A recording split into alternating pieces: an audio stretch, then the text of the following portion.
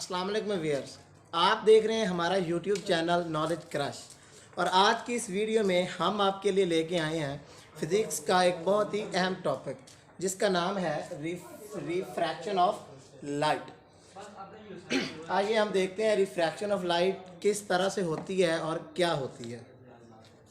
सबसे पहले हम इसकी डेफिनेशन को यूँ लिखते हैं। इसकी डेफिनेशन होगी the process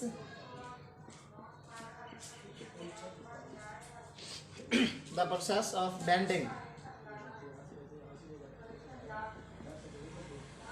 the process of bending of light, when it enters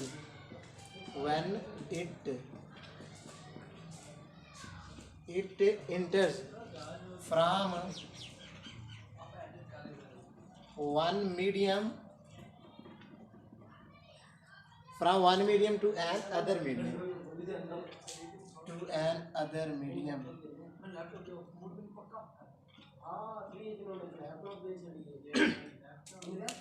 तो ये इसकी डेफिनेशन है the process of bending of light when it enters from one medium to another medium. अब यहाँ पे चूँकि हमें डेफिनेशंस में बताया जा रहा है कि यहाँ पे क्या होता है, बेंडिंग होती है। तो आइए हम सबसे पहले देखते हैं बेंडिंग का फिनोमेना क्या होता है। मैं यहाँ पे लिखता हूँ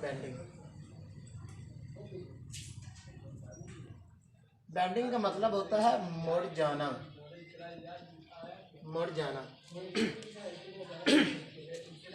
बेंडिंग का मतलब क्या होता है, मुड़ जाना। अब वो कोई चीज़ कब मुड़ती है, जैसे हम कहते हैं फॉर एग्जाम्पल हमारे पास कोई रोड है तो क्या होता है, वो टर्न्स होते हैं, यू टर्न हम ले लेते हैं, तो वो क्या है कि मुड़ गए।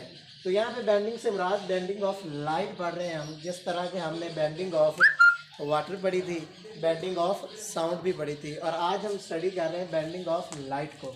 वाटर में हमने डिस्कस किया था रिपल टैंक को। रिपल टैंक में क्या होता था हमारे पास,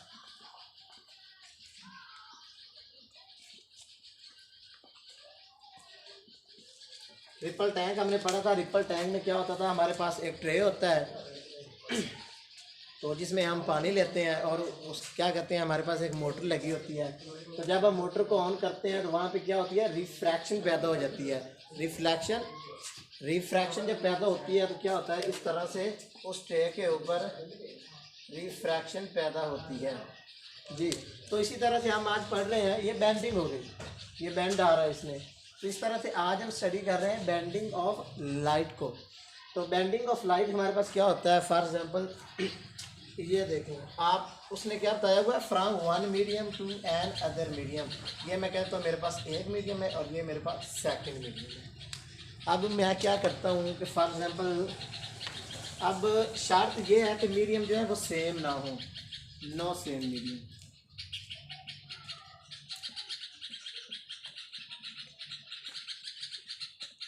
नो सेम मीडियम इसलिए नहीं होना चाहिए क्योंकि उसने क्या बताना है, बेंडिंग तभी होगी जब दोनों मीडियम जो है वो हमारे पास डिफरेंट होंगे। मैं एग्जांपल के तौर पे आपको क्या देता हूँ कि मेरे पास जो फर्स्ट मीडियम है मेरे पास वो है एयर,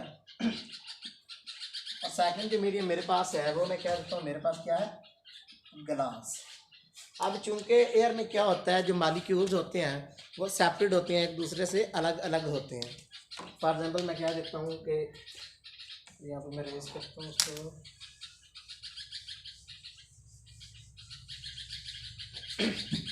तो ये क्या है, एक मेरे पास था एयर और सेकंड पे क्या था मेरे पास, ग्लास। एयर में क्या होता है, जो पार्टिकल्स होते हैं अपार्ट होते हैं, एक दूसरे से दूर दूर तक होते हैं। और ग्लास में क्या होते हैं, जो पार्टिकल्स होते हैं या मेरे मॉलिक्यूल्स हैं, जो मेरे पास पार्टिकल्स या मॉलिक्यूल्स वो होते हैं कनेक्ट टू ईच अदर, एक दूसरे के साथ साथ होते हैं। पार्टिकल्स जो होते हैं वो एक दूसरे के साथ कनेक्ट होते हैं, साथ साथ होते हैं। अब जब पार्टिकल जिसके दूर दूर तक हैं, अपार्ट हैं, एयर की मैं एग्जांपल ले लेता हूँ कि जो मेरे पास है फर्स्ट मीडियम, ये मेरे पास फर्स्ट मीडियम था M1 में, इसको क्या देता हूँ, इससे जो चीज़ है वो जा रही है सेकंड मीडियम में। ये M2 मेरे पास क्या हुआ, सेकंड मीडियम, इसको मैं एयर कहा हुआ है और इसको मैंने ग्लास कह दिया। तो अब क्या हुआ है, यहाँ मैं फिगर ड्रा करता हूँ उसकी। ये मैं कह देता हूँ मेरे पास क्या है, एक गिलास है। तो ये मेरे पास गिलास आ गया। चूंकि मैंने यहाँ पे क्या लिखा हुआ है कि गिलास में जो पार्टिकल्स होते हैं वो एक दूसरे के साथ कनेक्शन में होते हैं, कनेक्ट होते हैं, एक दूसरे के साथ साथ होते हैं।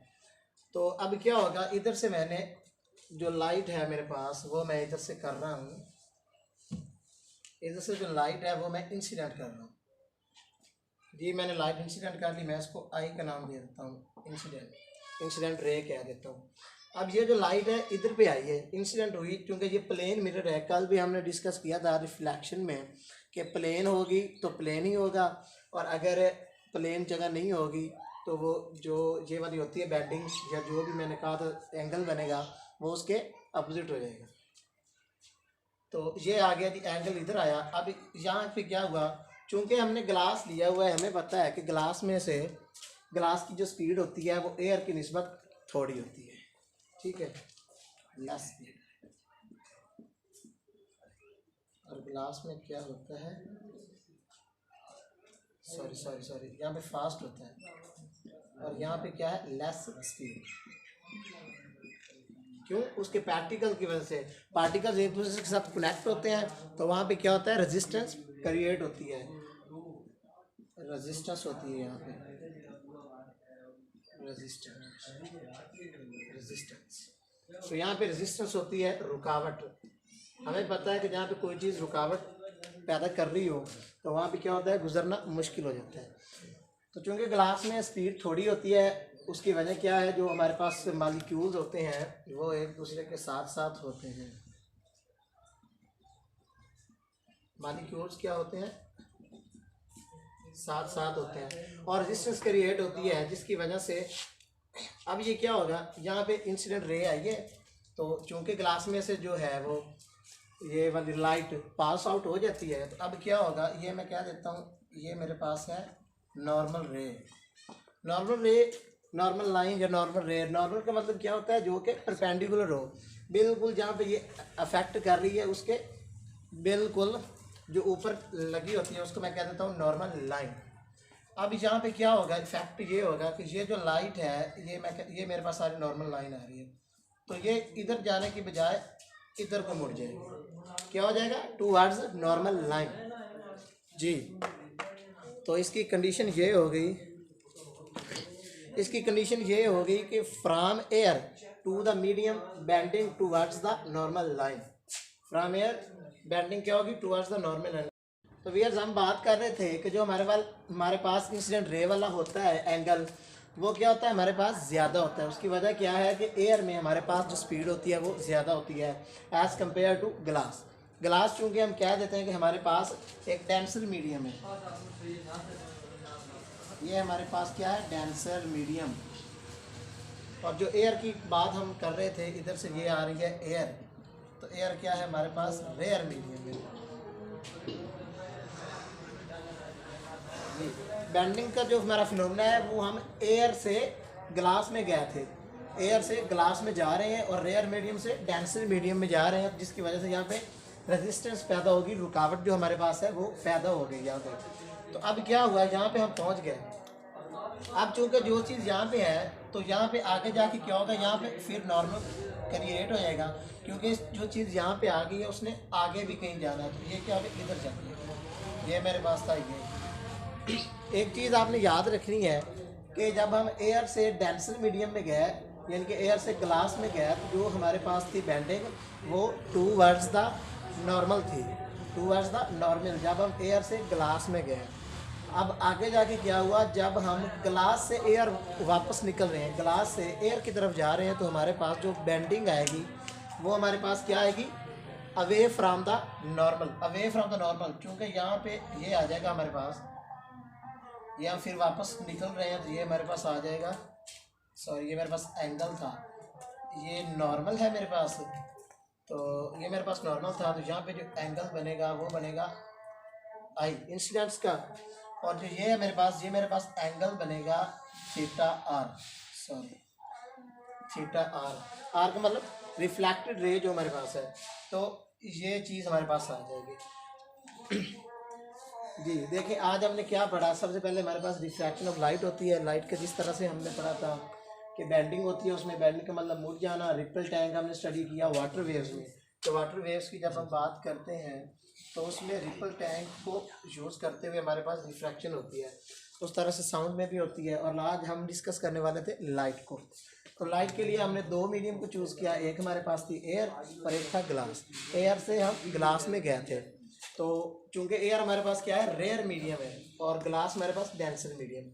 तो एक बात आपने याद रखनी है कि जो भी मीडियम लेने हैं वो दोनों सेम नहीं होने चाहिए। और जो एंगल है, एंगल ऑफ इंसिडेंस जो है वो ज़्यादा बनेगा। एंगल ऑफ इंसिडेंस को मैं यहाँ पे कह देता हूँ theta of I. Theta of I जो है वो ग्रेटर होगा किससे, थीटा ऑफ आर से। Theta of R, theta of R मेरे पास क्या है, रिफ्लेक्टेड रे का एंगल है, और ये मेरे पास क्या है, इंसिडेंट रे का एंगल। तो ये इससे ज़्यादा होगा। उसकी वजह क्या है, क्योंकि बाहर जो मालिक्यूल्स होते हैं एयर में, वो क्या होते हैं, एक दूसरे से दूर दूर तक होते हैं, और उनमें जो रुकावट होती है वो थोड़ी होती है।